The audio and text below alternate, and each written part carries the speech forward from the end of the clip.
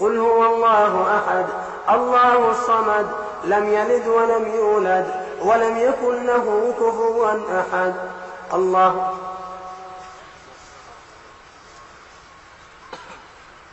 سمع الله لمن حمده. اللهم اهدنا فيمن هديت وعافنا فيمن عافيت وتولنا فيمن توليت وقنا برحمتك واصرف عنا شر ما قضيت إنك تقضي ولا يقضى عليك إنه لا يذل من واليت ولا يعز من عاديت تباركت ربنا وتعاليت لك الحمد على ما قضيت ولك الشكر على ما أعطيت نستغفرك اللهم من جميع الذنوب ونتوب إليك. اللهم إنا نعوذ برضاك من سخطك وبمعافاتك من عقوبتك وبك منك لا نحصي ثناء عليك أنت كما أثنيت على نفسك.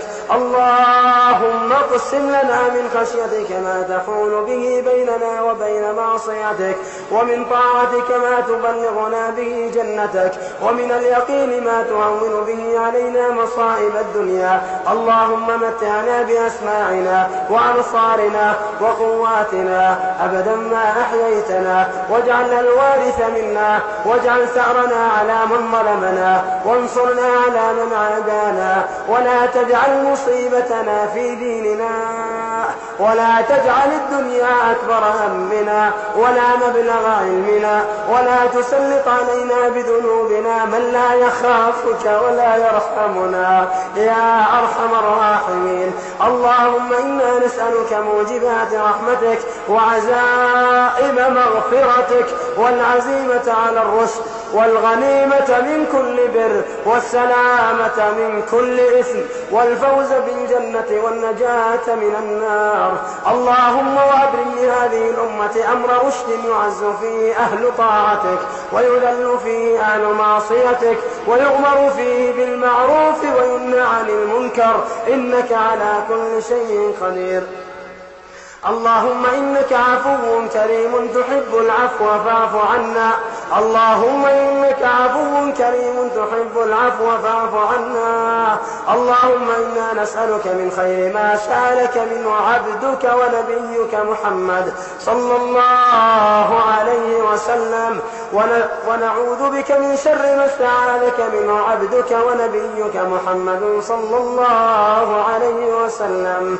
اللهم إنا نعوذ بك من قلب لا يخشى وعين لا تدمع ونفس لا تشبع ودعوة لا يستجاب لها. اللهم طهر قلوبنا من النفاق وعملنا من الرياء وألسنتنا من الكذب وأعيننا من الخيانة إنك تعلم خائنة الأعين وما تخفي الصدور. اللهم أصلح شباب المسلمين. اللهم أصلح شباب المسلمين. اللهم أصلح شباب المسلمين عامة والشباب الحاضرين خاصة يا رب العالمين.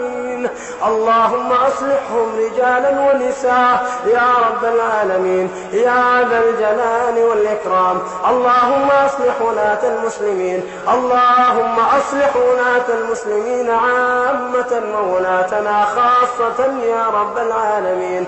اللهم وفق ولاتنا لإزالة الملاهي والمنكرات وإظهار المحاسن وأنواع الخيرات.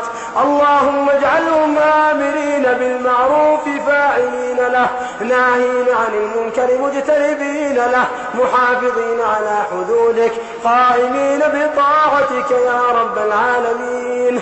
اللهم انصر الإسلام والمسلمين.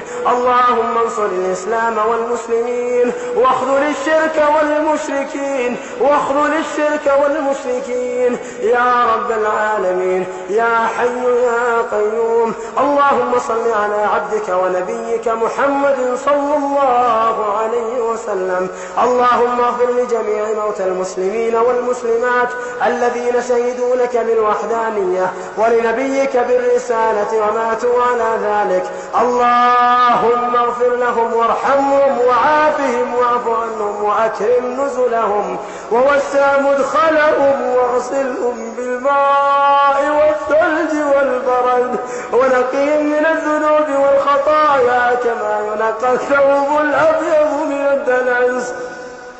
اللهم اجعل قبورهم مفارض صلواتك ومقار هباتك وطرق إحسانك ومجاري عفوك وغفرانك، حتى يكونوا في بطون الألحاد مطمئنين وبجودك واثقين وإلى أعلى درجاتك سابقين.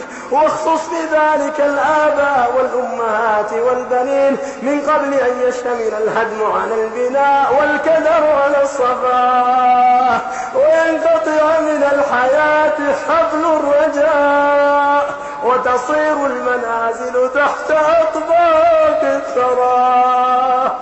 وقبل أن يصير الذبح ويلا والصبح ليلا والقطر سيلا، وقبل أن يكون الشيخ الكبير وشيبتا ويكون الكهن الخطير وخجلتا ويكون المذنب المسيء وسوتا.